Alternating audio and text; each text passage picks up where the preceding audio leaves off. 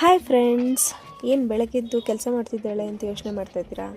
ಏನು ಮಾಡೋದು, ಅಮ್ಮ ಮನೇಲಿದ್ದರೆ ರಾಣಿ ಥರ ಇರ್ತೀನಿ, ನನ್ನ ಮನೆಗೆ ಬಂದರೆ ನಾನೇ ತಾನೇ ಎಲ್ಲ ಮಾಡಬೇಕು.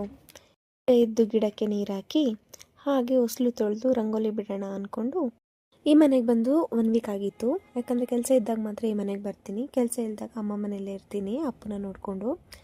ಹಾಗೆ ಅದಕ್ಕೆ ಎಲ್ಲನೂ ಕ್ಲೀನ್ ಮಾಡಿಕೊಂಡೆ. ಬಂದಾಗ ತುಂಬ ಧೂಳಾಗ್ಬಿಟ್ಟಿತ್ತಲ್ಲ, ಹಾಗೆ ಬ್ರಷ್ ಮಾಡಿಕೊಂಡು ಫೇಸ್ ವಾಶ್ ಮಾಡಿಕೊಂಡು ಬಂದು ನೋಡಿದಾಗ ಹೊಟ್ಟೆ ತುಂಬ ಹಸಿವಾಗ್ತಿತ್ತು. ಹೊಟ್ಟೆ ಹಸಿವಾದಾಗ ನಾನು ಬೇಗ ಮಾಡ್ಕೊಳ್ಳೋದು ಅಂದರೆ ಚಪಾತಿ ಅಂದರೆ ನಂಗೆ ತುಂಬ ಇಷ್ಟ. ಬೆಳಗ್ಗೆ ಹೊತ್ತಲ್ಲಿ ಚಪಾತಿ ತಿನ್ನೋದಂದರೆ ನಂಗೆ ತುಂಬಾ ಇಷ್ಟ. ಹಾಗಾಗಿ ಬೇಗ ಅಂದರೆ ಚಪಾತಿ ಮಾಡ್ಕೊಂಬಿಡ್ತೀನಿ ನಾನು ಟಿಫನ್ಗೆ.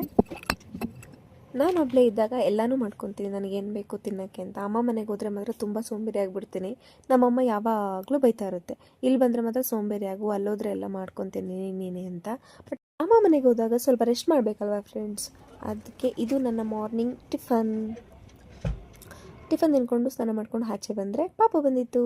ಇದು ಯಾವ ಪಾಪು ಅಂತ ಯೋಚನೆ ಮಾಡ್ತಿದ್ದೀರಾ? ನಮ್ಮ ಪಕ್ಕದ ಮನೆ ಪಾಪು. ಇದು ಯಾವಾಗಲೂ ಕ್ಯೂಟಾಗಿ ನಗಾಡ್ಕೊಂಡಿರುತ್ತೆ ನನ್ನ ಜೊತೆಯಲ್ಲಿ. ನಾನು ನೋಡಿದ್ರೆ ಸಾಕು ಸ್ಮೈಲ್ ಮಾಡಿಬಿಡುತ್ತೆ. ಆಮೇಲೆ ಅವ್ರ ಅಮ್ಮ ಅದನ್ನ ಎತ್ಕೊಂಡು ಹೋಗ್ಬಿಟ್ರು.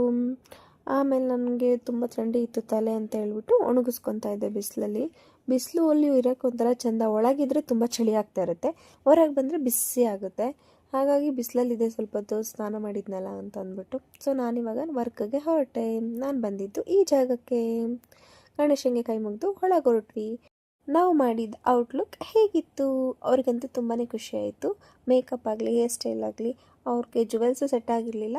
ಹಾಗಾಗಿ ನಾವೇ ಬೇರೆ ಜುವೆಲ್ಸು ಸೆಟ್ ಮಾಡಿ ಹಾಕಿದ್ದೀವಿ. ಚೆನ್ನಾಗಿ ಬಂದಿತ್ತು, ಅವ್ರಿಗೂ ಇಷ್ಟ ಆಯಿತು.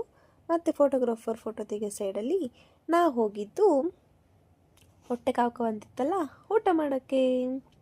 ಊಟ ಮಾತ್ರ ತುಂಬ ಚೆನ್ನಾಗಿತ್ತು. ಸ್ವಲ್ಪ ಐಟಮ್ ಇದ್ರೂ ತುಂಬ ಟೇಸ್ಟಿಯಾಗಿತ್ತು. ನನಗಂತೂ ಊಟ ತುಂಬ ಇಷ್ಟ ಆಯಿತು. Thank you for watching. Bye.